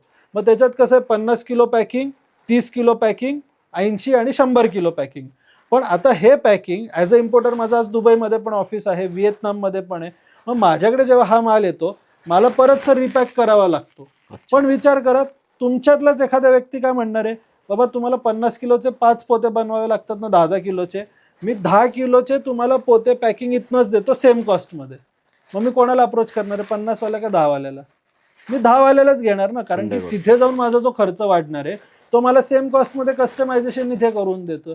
मग आज लोकांना ही गोष्ट लक्षात येत नाहीये की तुम्ही देतायत ना तर सखोल नीट तुम्ही त्याच्यात पडा की एक्झॅक्ट बाहेरची रिक्वायरमेंट काय आहे, त्याला कसं पाहिजे, तो तुम्हाला तुमच्याकडनं कसा खुश होईल. म्हणजे थोडक्यात जर आज तुम्हाला बाहेरचा विश्वास जिंकायचा आहे तर तुमची सर्व्हिस तुम्ही चांगली द्या. तुमचं जे बोलणं आहे डायरेक्ट सेल्स नका करू, तुमच्या कंपनीचं इंट्रोडक्शन द्या. एका प्रोडक्ट आणि एका इंडस्ट्रीला आहे. आता माझ्याकडे कित्येक मुलं येतात ना, सर टेक्सटाईल पण करायचं आहे, स्पायसेसही करायचं आहे, ॲग्रिकल्चर करायचं आहे. अरे बाबा पहिले सुरुवात तर एका प्रोडक्टमधनं कर. मग त्यामुळे एका इंडस्ट्रीचं तुम्ही त्याला इंट्रोडक्शन द्या, त्याच्यात तुम्ही 100% एक्सपर्टाईज त्याला तुम्ही दाखवा की बाबा त्याच्यात तुमची एक्सपर्टाईज आहे. मग कॉस्ट प्रॉपर द्या आणि त्यानुसार त्याला जर सॅम्पलिंग लागलं, म्हणजे अजून एक छोटा किस्सा आठवला मला. आता जर मी कोणाला म्हणलं की मला ॲग्रिकल्चरचं सॅम्पल द्या, ओके कोणतंही द्या, देणार आहे का कोणी सॅम्पल? किंवा ॲज इट इज काय करणार, कांदे आणून पॅक करून देणार. माझं सर व्हिएतनामचा प्रसंग सांगतो. आज फक्त माझं India to other country export नाही चालत, माझं रिएक्सपोर्टचं काम पण चांगलं चालतं. जसं व्हिएतनाममधनं आम्ही दुबईला पाठवतो, चायनावरनं दुबईला येतं, मग दुबईवरनं पण इंडियाला येतं, किंवा दुबईमधनं आम्ही आफ्रिकाला पाठवतो. मग तसा माझा एक व्हिएतनामचा क्लायंट होता ज्याला आम्ही इंडियामधनं काही अमुक मटेरियल देत होतो. मग त्याला माझ्याबरोबर दुबईला काम स्टार्ट करायचं होतं. त्याला दुबईला जेन्युइन पार्टी भेटत नव्हती. माझा लाईफ टाईम एक्सपिरियन्स तुम्हाला मी शेअर करतो. त्याला लिंबू एक्सपोर्ट करायचे होते. आपल्याकडे बाहेरचे लिंबू येतात एअर शिपमेंटमध्ये येतात, जे हॉटेलला लागतात, जे मोठे लिंबू असतात एकदम. अच्छा. आपल्याकडे त्याला आडलिंबू म्हणतात. मग आज त्यांनी मला सॅम्पल सर कसं द्यावं, मी शॉक. म्हणजे तो व्हिएतनाममध्ये, मी जिथे होचिमिन सिटीमध्ये आज आपलं ऑफिस आहे, सो मी तिथे होतो आणि तो हनोईला होता 1200 किलोमीटर लांब. मी 3 दिवसच व्हिएतनामला होतो. तो तिथनं फ्लाईट करून मला भेटायला आला खास, आणि मोठा बॉक्स घेऊन आला. मला वाटलं बाबा काही सरप्राईज किंवा प्रेझेंट काय आणला असेल. लिटरली माझ्याकडे फोटो पण अजूनही मी ते ठेवले, बिकॉज माझी आयुष्यातली पहिली मेमरी. बॉक्स ओपन केला, नॉर्मल गिफ्ट बॉक्स होता, त्याच्यात 2 खाचे गेलते आणि एक माझ्या नावाने त्यांनी ग्रीटिंग्स केलं की थँक्यू, आपण बिझनेस रिलेशन भविष्यात बिल्ड करणार आहे, त्यासाठी हे मी सॅम्पल देतोय. पहिल्या ह्याच्यात नेट ह्याच्यात त्यांनी ए साईज ठेवलेली लिंबाची आणि दुसऱ्या ह्याच्यात बी साईज ठेवलेली, आणि प्रॉपर त्यांनी स्पेसिफिकेशन दिलते, काय साईज आहे, हार्वेस्टिंग टाईम, CF प्राइस, सगळे डिटेल. म्हणजे चर्चा करायलाच पुढे प्रश्न नाही. आणि मी खुश होतो की ॲग्रिकल्चरमध्ये असे सॅम्पल होऊ शकतं. मग त्यानंतर मी पण माझ्या क्लायंटला तसं सॅम्पल करायला लागलो. पण असा विचार तुम्ही कधी केलाय का? हा विचार करा. भारतातच तुम्हाला जर आज एखाद्या मॉल बरोबर टाईप करायचं, हॉटेलवाल्या बरोबर टाईप करायचं, तुम्ही प्रेझेंटेशन कसं देणार आहे, तुम्ही कशा पद्धतीने प्रेझेंट करणार आहे, त्यानुसार तुम्हाला ऑर्डर्स जनरेट होणार आहे. पण सर हे काय होतंय, आता आपण जे तुम्ही सांगितलं ना, बरोबर. आता तुम्ही चायनामध्ये फिरलात, दुबईमध्ये फिरलात, म्हणजे भारत जगातल्या विविध कंट्रीमध्ये फिरला आहे. तर नेमकी भारतीयांचा माइंडसेट आणि विदेशीमध्ये जे लोक असतात, आता चायना, जपान घेऊया, USA घेऊया, बरोबर, दुबई right. घेऊया, Right. UAE घेऊया, म्हणजे ह्या कंट्रीमधले जे लोक आहेत आणि आपले जे लोक आहेत, त्यांच्या माइंडसेटमध्ये असा काय मेजर डिफरंट वाटला तुम्हाला? भरपूर. मी बघा तुम्हाला भरपूर सांगेल फरक आहे. मी मगाशी तुम्हाला काय सांगितलं की आज तुम्हाला जर व्यवसाय करायचा आहे ना, तर व्यवसायाची मानसिकता ठेवा, जॉबची मानसिकता नका ठेवू. जॉब कसं आहे, 10 ते 7 करा, नंतर ठीक आहे 1-2 तास वर खाली काम केलं, इट इज ओके. Yes. पण आज आता तुमचा व्यवसाय, माझा व्यवसाय, अनेक जणांचा व्यवसाय, व्यवसायामध्ये तुम्हाला 24 तास ऑक्युपाईड व्हावं लागतं. Yes. आज माझी टीम जर लगभग बघितली, इन हाऊस टीम, फील्डवरची आणि बाहेरच्या कंट्रीमधली टीम, तर लगभग माझी आज 80 ते 85 जणांची टीम आहे Yes. फिक्समध्ये, की बाबा हे ऑन रोल आपल्याकडेच काम करतात. तसे बाकीचे जर आउटसोर्सिंग बघितलं तर त्याच्यात अजून 25-30 जण ऍड होतील. बरोबर. पण आज किती काय झालं ना, तर 24 तास डोक्याला तो ताण राहतो आपल्या. आता हे मी निवडलं ना, बाय चॉईस आहे, बाय चान्स नाहीये. Yes. मग त्यामुळे कसं आहे की आज मी जी मानसिकता एक बघितली आहे की आपले लोक ना काम सुरू करण्याआधी ना भरपूर विचारात जातात. Yes. म्हणजे करू नको, त्याच्यातच कदाचित 2024-25 घालवलं तुम्ही, हे विचार करा. पण बाहेर ना सर ती मानसिकता नाहीये. विचार केला, प्रॉपर प्लॅन डिस्कस केला, सगळे प्लस मायनस पॉइंट्स डिस्कस केले, immediately call to the action. आज विचार केला ना, पुढच्या 30 दिवसात एक्झिक्युशन दिसेल तुम्हाला. 100%. आणि सिमिलर एक सल्ला मी यांना देईल, आपल्याकडे कसं आहे, चलताय होताय, बघू करू, बाहेर ते नाहीये. जर एक्सपोर्ट इम्पोर्ट मध्ये येतात ना, प्रॉम्प्ट रिप्लाय. म्हणजे उद्या तुम्ही लोक बाहेरशी जरी चर्चा करताल ना, तर 1 डिस्कशन मध्ये सगळं होतं. Yes. आज थोडी चर्चा केली, 4 दिवसांनी केली, 10 दिवसांनी केली, सर नाहीये तसं. तुम्ही जर तत्पर असाल, ऍक्शन टेकर असाल, ह्या इंडस्ट्रीमध्ये आलं तर तुम्ही दगडापासूनच सोनं करू शकतात. पण माझं जसं मागाशी म्हणणं होतं की कुठेतरी जर पोचायचंय तर कुठनं तरी सुरुवात करा. 100 स्टार्ट करणं गरजेचं आहे. वर्स्ट केस सर काय होईल, आजी सगळ्यांना भीती, वर्स्ट केस काय होईल, नुकसान होईल. नुकसान 2 प्रकार होईल, एक तर वेळेचं होईल, नाही तर पैशाचं होईल. हो. दोन्ही परत तुम्ही मॅनेज करू शकतात. आणि Yes. नुकसान नाहीये. आज मी या इंडस्ट्रीमध्ये आलो, माझं सुरुवातीला भरपूर मोठं नुकसान झालं, पण मी आज कोणालाच म्हणत नाही माझा लॉस झाला. Yes. आणि ना मी इतरांसारखी मी काही म्हणजे लिटरली काही स्टोरीज पॉडकास्ट बघितले ना, आज एक फिगर सांगणार 2 महिन्यांनी वेगळी. माझी आज जी फिगर आहे तीच 10 वर्षाआधी पण होती, तीच 10 वर्षानंतर दिसणार. जास्तीत जास्त काय लॉस झाला ना, मी त्याला लॉस नाही म्हणत सर, ती आज माझी ट्युशन फी होती. 100% त्यावर शिकायला भेटतात ना भरपूर साऱ्या 100% सर. आज जर ते नुकसान झालं नसतं तर तो अनुभव घेताच आला नसता ना. Yes. मग आज तेवढे पैसे भरून मी अनुभव विकत घेतला. गोष्टी. Yes. आणि मग आज सिंपल माझी मानसिकता काय की आज आम्ही ज्या चुका केल्या किंवा इतर लोक जे करतायत, तर आमच्या अनुभवाने तुम्ही त्या चुका करायला नाही पाहिजे. तुम्ही सावध राहायला पाहिजे. तुम्ही या गोष्टी सगळ्या प्रिकॉशियसली काम करा, जेणेकरून 99% तुम्हाला रिस्क राहणार नाही.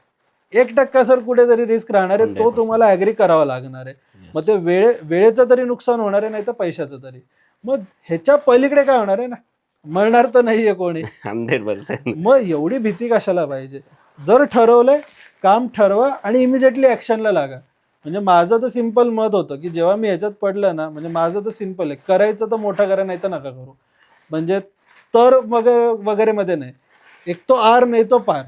मग जेव्हा मी ह्याच्यात पडलो तर तेव्हा सिम्पल होतं. जेव्हा लॉस झाला, जॉबही सुरू होतं, बिझनेस पॅरलली होतं, तेव्हा सिम्पल एका रात्रीत अशी फिगर समोरच्या पार्टनरकडनं आली की लॉस झाला, असं असं झालं. तेव्हा सिम्पल, तुम्हाला खोटं वाटेल सर, मी 2 दिवसात फक्त डिसिजन घेतला जॉब सोडून टाकायचा आणि अकाउंटमध्ये माझ्या लिटरली 70 का 80,000 होते, लिटरली. मग तो it was a night decision की नाही बाबा, आता थोडं हे बघू, थोडं ते बघून नाही. आत्तापर्यंत चला, एक कसं की आपल्याला सॅलरी येत राहते, डोक्यात बाबा खर्च चालत राहतो. अरे पण कोणाला खर्च नाही ना. Yes. आज बिझनेसवाला आहे त्यालाही खर्च आहे, आज फॅमिली त्यालाही खर्च आहे, प्रत्येकाला प्रत्येकाचं वेगवेगळं प्रेशर आहे. मग माझा हा जस्ट 2 दिवसात डिसिजन होता की बाबा सगळं बंद करून टाकायचं, फुल फ्लेज ह्याच्यात उतरायचं. आणि क्लिअरली मी स्वतःला ठरवलेलं की ऑलरेडी आता ह्याच्यात एवढे 2-3 वर्ष दिलेले आहेत, आता काम बंद करून नाही चालणार. म्हणजे तुम्ही जेव्हा लाईफमध्ये सेकंड ऑप्शन ठेवतात ना, तेव्हा हे सगळे प्रॉब्लेम होतात.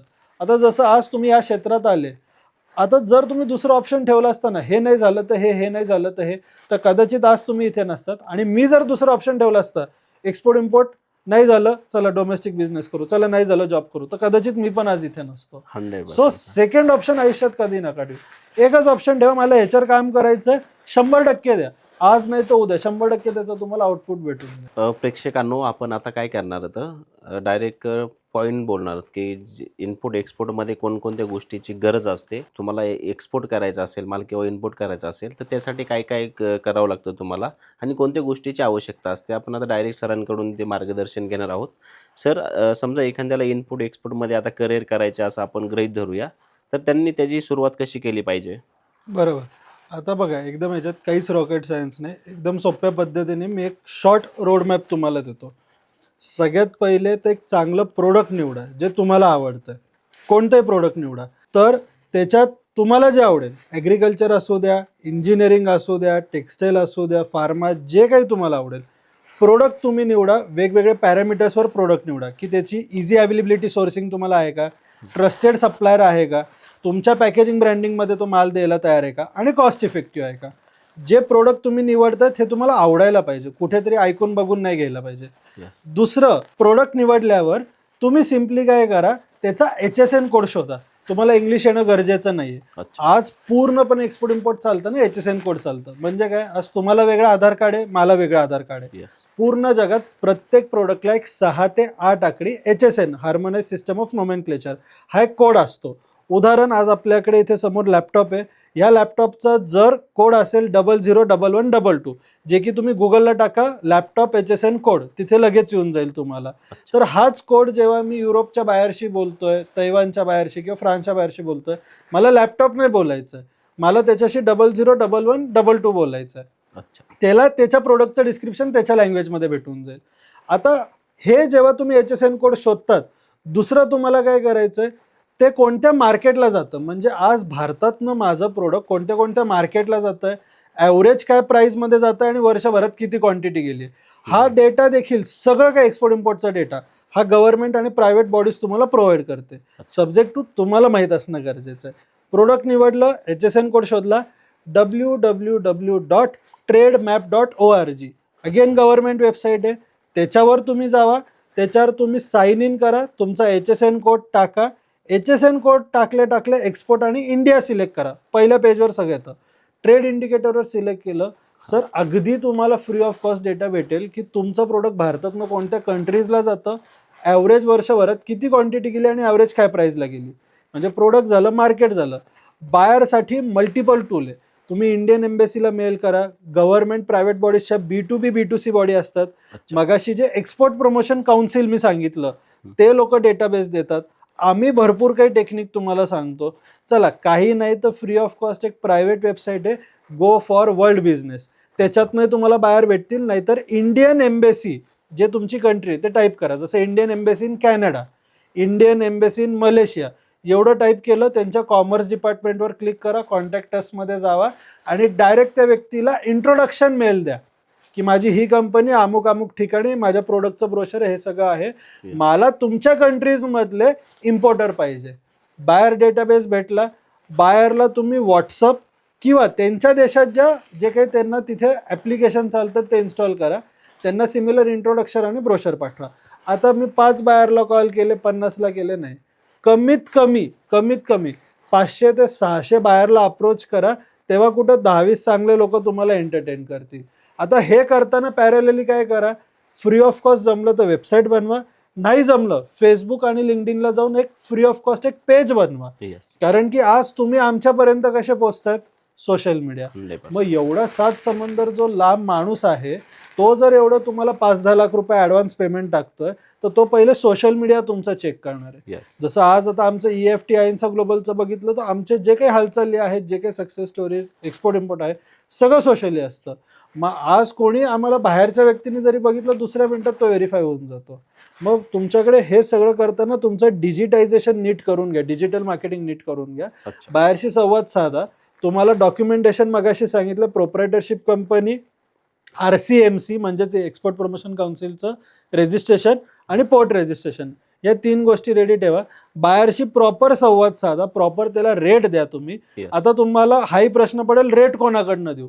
तुमच्या प्रोडक्टची टोटल कॉस्ट, पाठवण्याचा खर्च कोण देणार आहे? CHA देणार आहे, कस्टम हाऊस एजंट. चला, तोही यांना भेटला नाही, त्याच्यासाठी 2 गोष्टी सांगतो. Citrus freight booking app agriculture गोष्टीसाठी तुम्ही वापरू शकतात. दुसरं कोगोपोर्ट, COGOPORT ही वेबसाईट आहे, त्याच्यावर नॉन ॲग्रिकल्चर दोघांचा तुम्हाला पाठवण्याचा खर्च भेटेल. तुमची किती क्वांटिटी आहे, कोणत्या पोर्टवरनं पाठवायचं, कोणत्या पोर्टला पाठवायचं आहे, एवढ्या 3-4 गोष्टी टाका, 2ऱ्या मिनिटात खर्च तुमच्या समोर येऊन जाईल. टोटल खर्च ॲज इट इज तुम्ही तुमच्या बायरला देऊन टाका, त्याला कोटेशन पटतंय, निगोशिएट करतोय, त्यानुसार तो ऑर्डर देईल. म्हणजे एवढ्या सोप्या पद्धतीत काम आहे.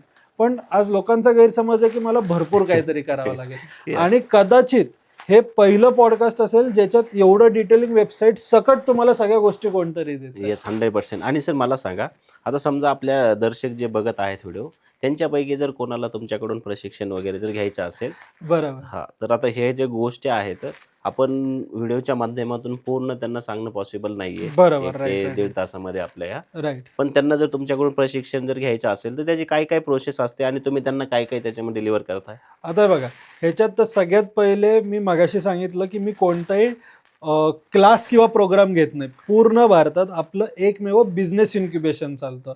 मग ते ऑनलाईन पद्धतीने पण आहे आणि ऑफलाईन पद्धतीने पण आहे. ऑफलाईन आज आपल्याकडे पुणे आणि कोल्हापूरमध्ये आहे, पण सेम स्ट्रक्चर, 1% खाली नाही. आज ऑनलाईन लाईव्हमध्ये पण आम्ही घेतो आणि रेकॉर्डेडमध्ये पण घेतो.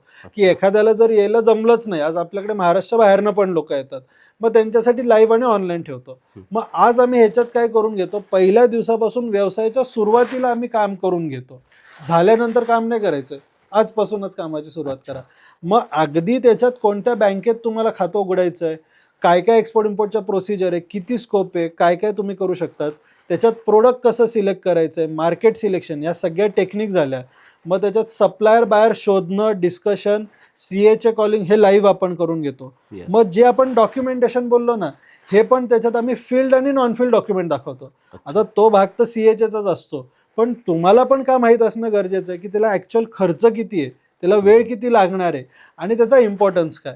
ते झाल्यावर रिस्क मॅनेजमेंट, की ह्याच्यात काय काय रिस्क आहे आणि कोणत्या गव्हर्नमेंट आणि प्रायव्हेट बॉडीज आहे ज्या पूर्णपणे तुम्हाला इन्शुरन्स देऊन तुमची रिस्क 0 करून टाकतात. मग त्या गोष्टी याच्यात कव्हर आहे. इम्पोर्ट प्रोसिजर आम्ही कव्हर करतो आणि कोणीही कव्हर न करणारा टॉपिक म्हणजे इंटरनॅशनल डिजिटल मार्केटिंग. मग ह्या गोष्टी आपण शिकवत नाही तर प्रत्यक्षात तुमच्या व्यवसायात आपण तुमच्याकडनं इम्प्लिमेंट करून घेतो. मग तेव्हाच आम्ही खात्री काय देतो की 1.5 ते 2 महिन्याच्या आत आम्ही सांगितलेल्या गोष्टी आणि टास्क जेव्हा तुम्ही कंप्लीट करतायत, तर आज तुमची छोटी मोठी शिपमेंट, सॅम्पल शिपमेंट, तुमची वैयक्तिक शिपमेंट, आमच्याबरोबर डायरेक्ट एक्सपोर्ट इम्पोर्ट शिपमेंट किंवा आमच्याबरोबर ग्रुप शिपमेंट, हे 100% तुम्ही कामाची सुरुवात करू शकतात. आणि सर काय होतंय, ज्या वेळेस व्यवसाय म्हटलं ना तर त्याच्यामध्ये गुंतवणूक खूप मॅटर करते. म्हणजे प्रत्येकाचे जे आज आहे एक मानसिकता राहते. बरोबर, मानसिकता आहे. समजा एखाद्याला तुमच्याकडे प्रशिक्षण घ्यायचं असेल किंवा त्यांना तुमच्यासोबत एखाद्या शिपमेंट मध्ये काम करायचं असेल, ओव्हरऑल एक मिनिमम अमाऊंट सांगू शकता की एवढी गुंतवणूक. बरोबर. आता जे मी मागाशी सांगितलं की हा व्यवसाय अगदी तुम्ही 50,000 ते 1 लाखामध्ये करू शकतात. मग त्याच्यात तुम्ही पकडा आमचे नॉमिनल चार्जेस आहे सर. आज माझा एज्युकेशन बिझनेस नाहीये, आज देवेच्या कृपेने आपला एक्सपोर्ट इम्पोर्ट बिझनेस जोरदार सुरू आहे. त्यामुळे आम्ही काय केलेलं आहे की बाकीच्यांसारखे अपस्केल नाही ठेवलेत. 25-50 हजार भर, 1-2 लाख भर, काही गरज नाही. लिटरली आज जर तुम्ही काही संस्था जर बघितल्या तर तिथे तुम्हाला ओनरशी डायरेक्टरशी बोलायला अलाउड नाही. आज मी माझ्या लोकांशी 1 to 1 बोलतो. त्यांच्याशी बोलायचं भेटायचं असेल तर 5,000 भर, 10,000 भर, ह्या गोष्टी मी बघितलेल्या आहेत. माझ्याकडे तसं काही नाही, आपलं ऑफिस ओपन आहे, मी जेव्हा केव्हा असेल बिंदास आणि चर्चा करा. मग आज आमचं मेंबरशिप घेण्यासाठी झालं, डॉक्युमेंटेशनचा खर्च झाला, ई कॉमर्स एक्सपोर्ट इम्पोर्ट झाला, किंवा डायरेक्ट एक्सपोर्ट इम्पोर्ट जरी करायचं असेल तर अगदी तुम्ही 50,000 ते 1,00,000च्या आतही सुरुवात करू शकतात. अहो जिथं तुम्ही सर 50-50 हजाराचे मोबाईल, आज आपली युवा तरुण पिढी EMI वर मोबाईल घेते, 100%. म्हणजे आज हे माझ्याकडे बघितलं तर माझ्याकडे 1-2 लाखाचा मोबाईल नाही. जे मी 10 वर्षाआधी करण मुथ होतो तेच मी आज पण आहे. अच्छा. म्हणजे सिम्प्लिसिटी, Yes. गरज नाहीये ना. मग 100%. आज तोच पैसा तुम्ही तुमच्या व्यवसायात लावा ना, कदाचित तो 10 पट होईल. आणि ते मी आजही करतो. म्हणजे आज जर मला 50 लाखाची गाडी घ्यायची आहे तर माझा रिव्हर्स विचार काय, ते 50 लाख मी बिझनेसमध्ये कुठे कसं वापरून अजून काय मल्टिप्लाय करू. 100%. कारण की आज तुम्ही खर्च असं करा की उधाराची जिंदगी नाही पाहिजे, छोटी पाहिजे पण स्वतःची पाहिजे. 100%. मग सिंपल काय की आज भले का होईना 25-50 हजार असू द्या, तुम्ही तुमच्या व्यवसायामध्ये लावा. म्हणजे थेंबे थेंबे तळे साचे, Yes, yes. हे एक सगळ्यांना कळायला पाहिजे. मग तो तरुण व्यक्ती असू द्या, एजेड व्यक्ती असू द्या. कित्येक जण आमचं लोन आहे, आमचे प्रॉब्लेम आहे, अरे कोणाला नाही आहे, पण काहीतरी सुरुवात करा. जर तुमची काम करायची तयारी तर माझी खात्री आहे की तुम्हाला व्यवसाय सुरू करून देण्याची जबाबदारी आज आम्ही घेऊ. ही पूर्ण प्रोसेस किती दिवसात चालते सर? हे बघा, प्रोसेस म्हणली तर सर आज माझ्याकडे मी 6 दिवसातही अशा सक्सेस स्टोरीज आज सोशल मीडियावर बघताल की जे ऑलरेडी कुठं पैसे गुंतून खर्च करून आलते त्यांना 6 दिवसातही मी शिपमेंट करून दिल्यात. आणि ज्या लोकांनी काम नाही केलंय ना त्या लोकांचं वर्षभर पण काम नाही सुरू झालंय. आज माझ्या अनुभवावरनं जर दिलेल्या गोष्टीवर तुम्ही काम करतायत तर मी खात्रीने सांगतो 45 ते 60 दिवसाच्या आत तुम्ही तुमच्या व्यवसायाची सुरुवात करू शकतात. मग अगदी छोटं का होईना तिथनं पण तुम्ही तुमच्या व्यवसायाची सुरुवात करू शकता. आज जर आपण मार्केटचा विचार केला ना तर अशा आता सक्सेस स्टोरी म्हटले तुम्ही खूप सारे आहेत. बरोबर. पण असे यूट्यूबवर तुम्ही पाहिले असतील, आम्ही बी पाहिलेले आहेत. खूप सारे लोक याच्यामध्ये लॉसमध्येही जातात. बरोबर, राईट. तर मला संक्षिप्त थोडक्यामध्ये सांगा की लॉसमध्ये जाण्याचे काय कारण? आज लॉस का होत आहेत की आज तुम्ही ज्या व्यवसायात पडतायत, ज्याच्याकडनं प्रशिक्षण पण तुम्ही घेणार असाल किंवा तुम्ही ऑनलाईन थोडी माहिती घेतायत, तर आज तसं नाही ना. आज 10वी दिली, 12वी दिली, आज जॉब करताय, व्यवसाय करतायत, तर प्रॉपर गोष्टी समजून शिकून तुम्ही त्याच्यात पडले ना. मग आज तुम्ही हा विचार करा की आज नुकसान का होतंय. नुकसान होतं एक्सेप्टेबल आहे, पण अर्धवट काहीतरी माहिती घेऊन जर चुकीच्या मार्गाने आणि चुकीच्या दिशेने तुम्ही काम करतायत, चुकीच्या व्यक्तीबरोबर काम करतायत, तर नुकसान 100%च आहे. मग माझं उदाहरण काय आज तुम्हाला द्यायचं आहे की आज जर पोहायला शिकायचंय तर तुम्हाला अशा व्यक्तीबरोबर शिकायचंय का पोहायला, जो किनाऱ्यावर उभा राहून तुम्हाला सांगतो अशा हातपाय मार, का अशा व्यक्तीबरोबर तुम्हाला पोहायला शिकायचं जो तुमच्या बरोबर पाण्यात उतरून तुम्हाला पोहायला शिकवेल आणि तो स्वतः 10 दिवस ऑलरेडी त्या पाण्यात पोहतोय. मग हे आज लोकांना कळायला पाहिजे. मग नुकसान कशामुळे होतंय? अर्धवट नॉलेज, घाई गडबड, पेशन्स न ठेवणं, एक्साइटमेंटमध्ये काम करणं किंवा अतिउत्साहाने जेव्हा काम करायला जातात 4 गोष्टीची खबरदारी न घेता, तेव्हा नुकसान तुमचं वाढत जातं. सर जर आज मागं जर वळून बघितलं आपण तुमच्या जर्नीकडे, कारण 1 ते 1.5 घंटा एखाद्या टॉपिकवर बोलणं म्हणजे सहजासहजी शक्य नसतं त्या गोष्टी. बरोबर. ज्यावेळेस ह्या इनपुट एक्सपोर्ट ह्या करिअरमध्ये तुम्ही एंट्री केली होती आणि आज या स्टेजला जाऊन पोहोचला आहात, जर आपल्या प्रेक्षकांना सांगायचे ठरलं की अशा कोणत्या 3 गोष्टीत की तुम्ही एकदम यशस्वीरित्या आज इथपर्यंत पोहोचला आहात? 3 गोष्टी बघा. सगळ्यात पहिले तर कन्सिस्टन्सी तुम्ही ठेवा. ओके. घरच्यांचं लोकांचं भलं नंतर होईल जेव्हा तुम्ही स्वतःचं भलं करताल. आज रिसेंटली मोठ्या म्हणजे मी नाव तर घेऊ नाही शकत, तुम्ही जर तेवढे ॲक्टिव्ह असाल, त्या व्यक्तीने स्वतः सांगितलं की जर तुम्हाला यशस्वी व्हायचं आहे तर घरदारपासून लांब थांबा. हे एक सातत्याने खरी गोष्ट आहे. 100%. मग आज तुम्ही जर घरात थांबतायत 100 जण काम देणार आहेत, अडचणी येणार आहेत. पण आज जर बघितलं आजच्या तारखेला पण माझा ना मोठा फ्रेंड सर्कल आहे. आजच्या तारखेला प्रत्येक घरच्यांच्या गोष्टींमध्ये कामाचा असू द्या, हॉस्पिटल असू द्या, फंक्शन असू द्या, 24 तास माझी इन्व्हॉल्वमेंट नसते. आज सातत्याने 24 तास पूर्ण मनापासून आज मी बिझनेसमध्ये स्वतःला ओतून देतोय. म्हणजे आज जर पकडा मला अर्जंटली, आम्ही आज एक ऑड टाइमला आम्ही पॉडकास्टला बसलोय, आज मी हे बोलतोय. 100%. आता कदाचित हे तुम्ही करणारच नाही, एकदम ऑड टाइम आहे आमचा, पण आज माझा उत्साह होता आणि सरांचा उत्साह आहे. Yes. मग आज आम्ही रात्रीच्याच ही गोष्ट आम्ही करतोय जे सहजासहज कोणी करत नाही. मग आज तेवढा तुम्ही पेशन्सली आज तुम्ही स्वतःला वाहून द्यायला पाहिजे. आज आता एक जसं तुम्ही उदाहरण दिलं तर आज मी बिझनेस बॅकग्राऊंडमधनं नव्हतो, जॉब बॅकग्राऊंडमधनं आहे. Yes. माझ्या ॲज फॅमिलीमधला एक मेंबर सर माझ्या बरोबर नाहीये, कोणच नाही. म्हणजे ना मी घरातनं मेंटल सपोर्ट घेतला, ना फायनान्शियल सपोर्ट घेतला, ना मी पुढे कधी घेणार. जे काही करायचं स्वतःच्या हिमतीवर तुम्हाला करायचंय. कॉन्स्टंटली त्याच्यात काम करा. तुम्ही 1-2 महिने 6 महिने काम करून आउटपुट काढणारे नाही. जेवढा बिझनेसमधनं पैसा येईल, गाड्या घ्या, घोड्या घ्या, नाही सर, हे कधीच होणार नाही. म्हणजे आज मी काही युवा तरुण बघतो लिटरली, की थोडा व्यवसाय स्टार्ट केला, आयफोन घे, गाडी घे, घोडे घे. IT वाले पण आज जॉब करतात, जॉब झाला सुरू नाही की लाखभर रुपये पगार आहे आणि 10 लाखाचा EMI. माझं काय म्हणणं आहे, बिझनेसमधला पैसा पहिले बिझनेसमध्ये टाकायला शिका. मी स्वतः सर जेव्हा व्यवसाय सुरू केला, पहिले 5 वर्ष मी 1 रुपये बिझनेसमधनं सॅलरी म्हणून विड्रॉ नाही केला. जेवढा फक्त खर्च एक्सपेन्सची गरज आहे, तेही बिझनेस रिलेटेड किंवा नॉमिनल एक्सपेन्स, तो फक्त कंपनीमधनं घेतला. बाकी 1 रुपये घेतला नाही. कारण की आज मी काय म्हणतो, मी म्हणजे बिझनेस नाही आणि बिझनेस म्हणजे मी नाही. तर ही मानसिकता बदला. आज मी स्वतःला काय म्हणतो, आज माझी कंपनी वेगळी आणि त्या कंपनीचा मी एक एम्प्लॉय. मी ह्या दृष्टिकोनातनंच आज कंपनीसाठी काम करतो. ज्या दिवशी म्हणेल ना मी मालक आहे, माझीच कंपनी आहे, चला सगळा पैसा कसा उधळा, कंपनी बंद व्हायला सर 1 महिना येणार आहे. 1 महिना. 100%. मग आज एक तर बिझनेसमधला पैसा बिझनेसमध्ये टाका. कन्सिस्टन्सी म्हणजे एक तुम्ही सातत्याने पेशन्स ठेवून काम करा आणि पूर्ण स्वतःला त्याच्यात वाहून द्या. नाही तुम्हाला वर्षभरात रिझल्ट आला तर माझ्याकडे या. 100% सर. असं. प्रेक्षकांनो लक्ष द्या. सरांनी आपल्याला आजच्या व्हिडिओमध्ये फक्त इम्पोर्ट एक्सपोर्टबद्दलच सांगितलं नाही आहे. आपल्याला त्यांनी दैनंदिन आयुष्यामध्ये यशस्वी होण्यासाठी कोणकोणत्या गोष्टीची आवश्यकता असते, त्यांनी खूप चांगल्या आणि सोप्या पद्धतीमध्ये तुम्हाला सांगितलेलं आहे. आणि उद्योग मार्गच्या वतीनं तुम्हाला एक आग्रहाची विनंती आहे, जर तुम्हाला इम्पोर्ट एक्सपोर्टमध्ये जर करिअर करायचं असेल, तुम्हाला त्याच्यामध्ये व्यवसाय करायचा असेल, तर सरांचा नंबर आपण स्क्रीनवर आणि डिस्क्रिप्शनमध्ये दिलेला आहे. एक वेळेस त्यांना फोन करा, त्यांच्यासोबत चर्चा करा. एकदा त्यांच्या जिथं ऑफिस आहे त्या ऑफिसचंही आपण खाली लोकेशन देणार आहोत, तिथं जाऊन व्हिजिट करा आणि एकदा त्यांना नक्की भेटा आणि नंतर डिसिजन घ्या. सर आज जर आपण विचार केला ना, आपल्या महाराष्ट्र असेल किंवा देशामध्ये ना, आज गव्हर्नमेंट व्यवसायांसाठी खूप सारे सबसिडीज वगैरे देत आहे. बरोबर आहे. हां, MSME वगैरे असतील त्याच्यामध्ये. तर मला सांगा, इम्पोर्ट एक्सपोर्टसाठी काय अशा काही गव्हर्नमेंटची स्कीम वगैरे आहेत का? नक्कीच नक्कीच. आज गव्हर्नमेंट, मी मगाशी जसं तुम्हाला सांगितलं की गव्हर्नमेंटसाठी तुम्ही कमाता हुआ लडका असं म्हणायला हरकत नाही आहे. तर त्यामुळे गव्हर्नमेंट भरपूर बेनिफिट्स देते. जसं एक 2-4 बेनिफिट सांगायचे झाले तर हा असा पहिला व्यवसाय आहे की व्यवसाय तुम्ही करतायत आणि त्यासाठी गव्हर्नमेंट तुम्हाला शाबासकी म्हणून पैसे देते. तर तुम्हाला पहिलं बेनिफिट आहे रोड टेप, RODTEP, जे तुम्ही एक्सपोर्ट केल्यावर तुम्हाला 1-2% पार 15% तुम्हाला गव्हर्नमेंट देते.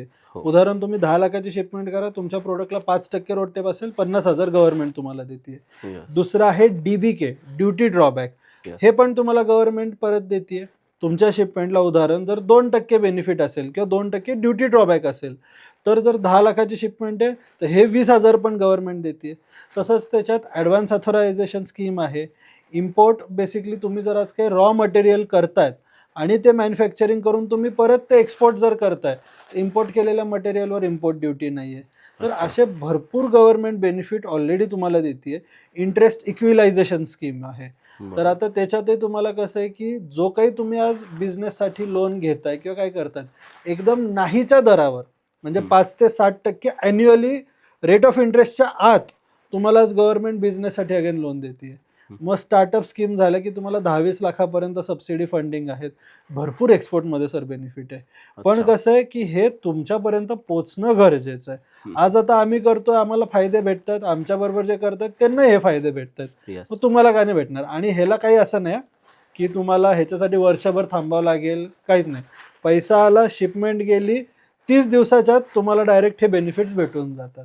100%. मध्ये कोणीच तुम्हाला मिडल एजंट नाहीये. आणि सर आता गव्हर्नमेंट आहे ना, आता 2024 मध्ये गव्हर्नमेंटने 4 FTA साईन केलेले आहेत विविध बरोबर, कंट्र्यांसोबत. right, right. तर त्याचा काय फायदा होतो की इम्पोर्ट एक्सपोर्टसाठी? आता बघा, सगळ्यात पहिले तुम्हाला कदाचित आणि मला माहीत असावं FTA म्हणजे काय. तो FTA म्हणजे काय, फॉरेन ट्रेड ॲग्रीमेंट. म्हणजे काय, आज जर तुम्ही भारतात दुसऱ्या देशातनं काही माल मागवताय तर बऱ्याचशा प्रोडक्टला आज तुम्हाला 10% 200% ड्युटी आहे. उदाहरण जर झालं तर टेस्ला गाडी, ॲक्च्युअल त्याची किंमत किती, आज तुम्ही दुबईमध्ये 30-40 लाखाला भेटेल, US ला जावा, चायनाला जावा, तुम्हाला 25 ते 30 लाखात गाड्या भेटून जाईल. Yes. पण आज इंडियाला 30 गाडी तुम्हाला 70 ते 80 लाखाच्या मध्ये भेटते. का तर 200% इम्पोर्ट ड्युटी आहे. मग एवढी ऍडव्हान्स गाडी जर तुम्हाला 20-25 लाखाला भेटली, तुम्ही टाटा मारुती घेणार आहे का? नाहीच आहे. 100%. मग गव्हर्नमेंटने काय केलं, इम्पोर्ट ड्युटी लावली आहे बऱ्याचशा प्रोडक्टला. Yes. तसंच जेव्हा तुम्ही प्रोडक्ट दुसऱ्या देशात पाठवतात तर तिथे इम्पोर्ट ड्युटी लावली. एक बेसिक उदाहरण, आज आमचं इराणला काम सुरू आहे. आज आपल्याकडे केळी मित्रांनो कितीला भेटतात? हार्डली 10 रुपये, 20 रुपये, 30 रुपये किलो मॅक्सिमम सीझनमध्ये रेट गेला तर. Yes. आज इराणमध्ये तोच माल सर कमीत कमी 80 रुपयापासून 150 रुपये किलोवर भेटतो. का तर त्यांच्याकडे इम्पोर्ट ड्युटी आहे. आणि आज आपण ऍपल खातो, वेगवेगळ्या कंट्रीचे ऍपल येतात. इराणचा ऍपल त्यांच्याकडे चालता बोलता झाड आहे, 10-20-30 रुपये मॅक्सिमम 50-60 रुपये किलो भेटतं. Yes. आपल्याकडे कितीला भेटतो? 150-200 रुपये किलो. मग आज फॉरेन ट्रेड ॲग्रीमेंट, आज इंडियाच्या 13 ते 14 फॉरेन ट्रेड ॲग्रीमेंट आहे. आत्ताच जस्ट एक न्यूझीलंडची आपण चर्चा करतोय Yes. की न्यूझीलंडची आता फॉरेन ट्रेड ॲग्रीमेंट पार पडली. आज रशिया बरोबर आहे, कित्येक कंट्रीज बरोबर आहे, UK बरोबर आता रिसेंटली झाली. Yes. आणि हे पहिलं वर्ष आहे की जिथे पूर्ण वर्षभरात आज 4 फॉरेन ट्रेड ॲग्रीमेंट एकत्र साइन अप झालेलं आहे. मग गव्हर्नमेंट आज का करते? जर ह्याच्यात खरंच एवढं नुकसान आहे, फायदा नाहीये, मग गव्हर्नमेंट एवढा पैसा का देते? Yes. ही सगळ्यात जास्त बूम होतीये इंडस्ट्री. त्याच्याच बरोबर आज गव्हर्नमेंट फॉरेन ट्रेड ॲग्रीमेंट का करते? जसं आज व्हिएतनाम बरोबर फॉरेन ट्रेड ॲग्रीमेंट आहे. म्हणजे आज मी इथनं जेव्हा त्यांना माल पाठवतोय, आज आपल्याकडनं कांदा जातो, काही आपल्याकडनं टेक्स्टाईल आपण मागवतो पाठवतोय, आज स्पायसेस त्यांना आपण पाठवतोय, तर त्यांच्या कंट्रीमध्ये इम्पोर्ट ड्युटी त्या प्रोडक्टला नाही आहे. ड्रॅगन फ्रूट, आज माझे शब्द नीट लक्षात ठेवा, ड्रॅगन फ्रूट आज भारताचं फ्रूट नाही आहे, गेल्या 2-3 वर्ष त्याची शेती वाढलेली आहे. Yes. आज व्हिएतनामचं मेन फ्रूट आहे, तिथनं मागवतोय, मला इम्पोर्ट ड्युटी नाही आहे, ॲज इट इज क्लिअरन्स करा आणि कंटेनर इथे आला, माल विका. पण पुढच्या 5 वर्षात लिहून घ्या, आपल्याकडे जसं आता ड्रॅगन फ्रूटचं प्रोडक्शन वाढतंय ना, ह्याला ड्युटी हळूहळू लागली जाईल.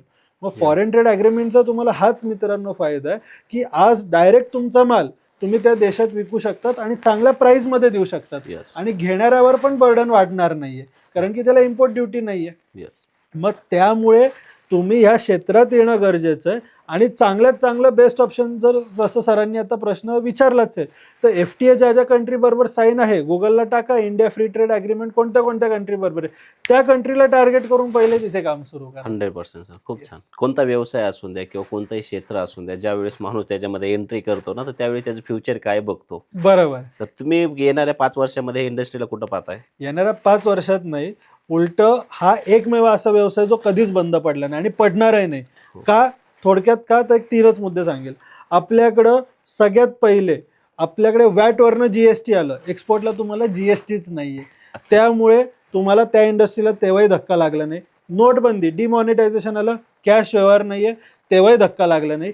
कोविड सारखी सिच्युएशन भारतात नाही तर पूर्ण जगात होती, हे एकमेव व्यवसाय होता सर. आम्ही बिंदास फिरत होतो, आमचा स्टाफ फिरत होता, कारण की ही इंडस्ट्री तेव्हा पण बंद पडली नाही. आत्ता इंडिया पाकिस्तान वॉर झालं, रशिया युक्रेन आहे किंवा अजून कोणते वॉर सुरू असतील, Yes. हा व्यवसाय तेव्हाही बंद झाला नाही.